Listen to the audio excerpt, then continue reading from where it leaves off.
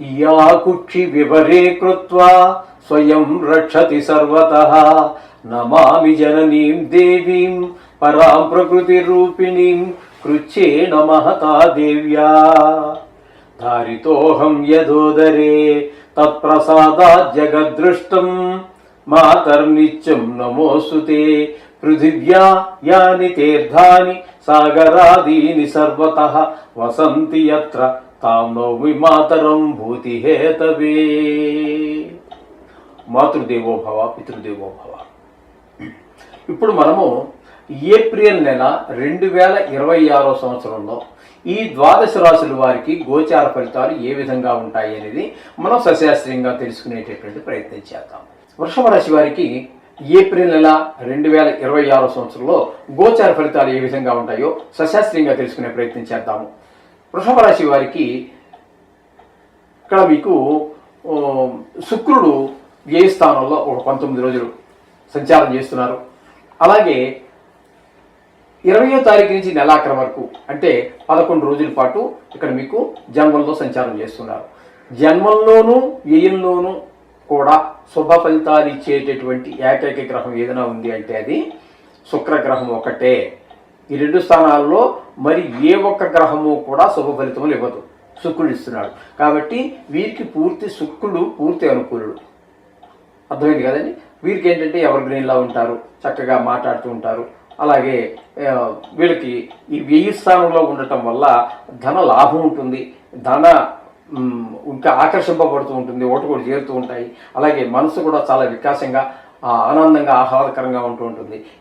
ఈ విధమైనటువంటి కలతలతో మనకు ఉన్నటువంటి ఈ వృషభ రాశి వారికి ఉన్నటువంటి బంధం మరింత పెనవేసుకునేటువంటి అవకాశం కూడా ఉంటుంది. అలాగే ఈ వృషభ రాశి వారికి మనం చెప్పుకోవాలి అన్నట్టయితే ద్వితీయ స్థానంలో గురువు పరిపూర్ణమైనటువంటి శుభ ఫలితాన్ని ఇస్తూ ఉన్నారు. ఈ రాశి వారికి ద్వితీయ స్థానంలో ఉన్న కారణంగా ధనానికి లోటు ఈ నెలంతా కూడా రానివ్వరు. మాట బాగుంటుంది. కుటుంబం అంతా కూడా పిల్లలు అందరూ కూడా చక్కగా ఆహ్లాదకరంగా ఉంటారు. అలాగే నేత్ర సంబంధమైన వ్యాధులు ఉన్నటువంటి వారు ఎవరైనా ఉన్నట్టయితే వారికి ఈ నేత్ర సంబంధమైన వ్యాధులు కొంత ఉపశమనం పొందేటటువంటి అవకాశం ఏర్పడుతుంటుంది గురు సంచారం వలన. ఇకపోతే చతుర్థ స్థానంలో కేతుగ్రహ సంచారం జరుగుతున్నదండి. చతుర్థ స్థానంలో కేతుగ్రహం శుభ ఫలితములను ఇవ్వజాలదు. అక్కడ తల్లిగారి ఆరోగ్య విషయం కానివ్వండి, ఆవిడికి మన మీద కొంచెం కోపం రానివ్వటం ఇట్లాంటివి జరుగుతూ ఉంటాయి. విద్య విషయంలో వెనకబడడం ఉంటుంది. భూమి గృహాల విషయాల్లో ముందుకు వెళ్ళాలనుకున్నా వెళ్ళలేనటువంటి పరిస్థితి ఉంటుంది. వాహనం తోలేటప్పుడు కూడా తగు జాగ్రత్తలు తీసుకోవాల్సి ఉంటుంది. అలాగే మన స్వభావం కూడా ఎక్కువగా చెడు వైపు ఆకర్షింపబడేటువంటి ప్రయత్నం జరుగుతూ ఉంటుంది.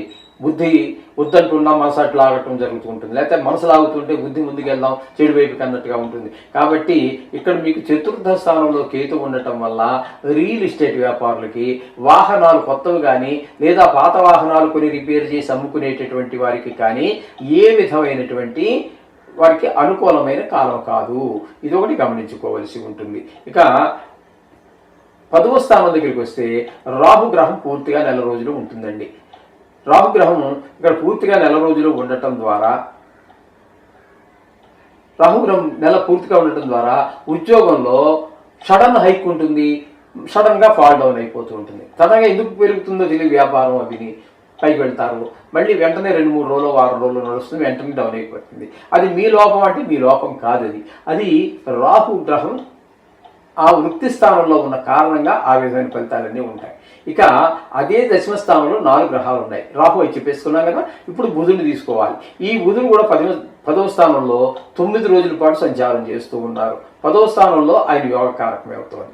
అలాగే మిగతా నెలాఖరు వరకు కూడా ఆయన ఏకాదశ స్థానం అయినటువంటి మీనంలో, కుంభంలోను మీనంలోను, అంటే అది దశమ ఏకాదశి స్థానాలు రెండిట్లోనూ బుధుడు సంచారం చేస్తున్నాడు. కాబట్టి ఈయన 2 చోట్ల ఈ 2 రాశుల్లోనూ కూడా శుభప్రదమైనటువంటి ఫలితాలు, వ్యాపారం ముందుకు వెళ్ళడానికి ప్రయత్నం చేస్తాడు. దశమ స్థానంలో ఉండగా ఏకాదశి స్థానంలోకి వెళ్ళాక ఆ లాభాలు బాగా పొందేటటువంటి పరిస్థితి అంతా కనబడుతూ ఉంటుంది.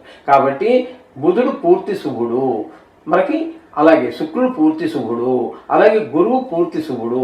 ఇక్కడికి మనకి 4 గ్రహాల యొక్క అనుగ్రహం మనకి తెలుస్తోంది. ఇక కుజుడు కనుక తీసుకున్నట్టయితే 2 రోజుల పాటు దశమ స్థానంలో ఉంటారు. కుజుడు దశమ స్థానంలో ఉన్నప్పుడు వృత్తిపరమైన ఇబ్బందులే ఉంటాయి కానీ ముందుకు వెళ్ళేటువంటి పరిస్థితి ఉండదు. తదుపరి ఆయన ఏకాదశ స్థానంలోకి వెళుతున్నారు కాబట్టి అక్కడ మీకు చక్కటి ఫలితాలంతా కూడా ఏకాదశ స్థానంలో నవగ్రహాలు కూడా శుభ ఫలితాన్ని ఇస్తాయి ఏ రాశి వారికైనా సరే. కాబట్టి ఇక్కడ ఈ కుజుడు నెలంతా అక్కడే ఉంటున్నారు కాబట్టి అక్కడ ఇంచుమించుగా 2 రోజులేమో దశమ స్థానంలో ఉండి ఇబ్బంది పెట్టినా ఆయన కూడా పూర్తిగా ఒక 2 రోజులు పక్కన పెట్టినట్టయితే నెలంతా కూడా మీకు పూర్తి శుభత్వాన్ని సుఫలితాలే కలగజేస్తూ ఉన్నారు. ఏకాదశి స్థానంలో ధనానికి లోటు ఉండవు. ఎందుకంటే 4 గ్రహాల యొక్క సంచారం, శని భగవానుడు కూడా అక్కడే ఉన్నాడు మీనంలో ఏకాదశి స్థానంలో. ఆయన పూర్తి అనుకూలుడు. రవి 14 రోజులు పూర్తి అనుకూలుడు. కుజుడు ఇంచుమించుగా 2 రోజులు చేస్తే నెలంతా ఆయన అనుకూలుడు. బుధుడు నెలంతా కూడా కొద్ది రోజుల పాటు మాత్రమే ఇక్కడ 9 రోజులు ఉన్నాడు. ఇంచుమించుగా 21 రోజుల పాటు మీకు ఏకాదశి స్థానంలో ఉండి 4 గ్రహాలు అత్యంత అనుకూలమైన ఫలితాలు ఇస్తూ ఉన్నాయి. అందుచేత ఈ వృషభ రాశి వారికి శుక్రుడు అనుకూలుడు, గురువు అనుకూలుడు, అలాగే రాహువు, బుధుడు, కుజుడు వీళ్ళందరూ కూడా అనుకూలమైన ఫలితాలు ఇస్తూ ఉన్నారు శుక్రుడితో సహా. అంచేత శని భగవాన్ కూడా మీకు అనుకూలమైన ఫలితాలు ఇస్తున్నాడు. కాబట్టి ఈ రాశి వారికి చెప్పాలంటే చాలా బాగుందని మనం చెప్పుకోవచ్చు. ఈ నెలలో మీరు ఏ ప్రయత్నాలు మొదలెట్టినా విజయాన్ని సాధించడానికి అవకాశం ఉంటుంది. ఏదైనప్పటికీ కూడా కొన్ని గ్రహాల ప్రతికూలత ఉంటుంది. దానికి మనం చెప్పేటటువంటి ఎప్పుడు చెప్పుకునేదే నవగ్రహాల యొక్క శ్లోకాలు చదువుకోండి. ఇది అలా చేసినట్టయితే దోషం తగ్గుతుంది. శుభం భూయాత్.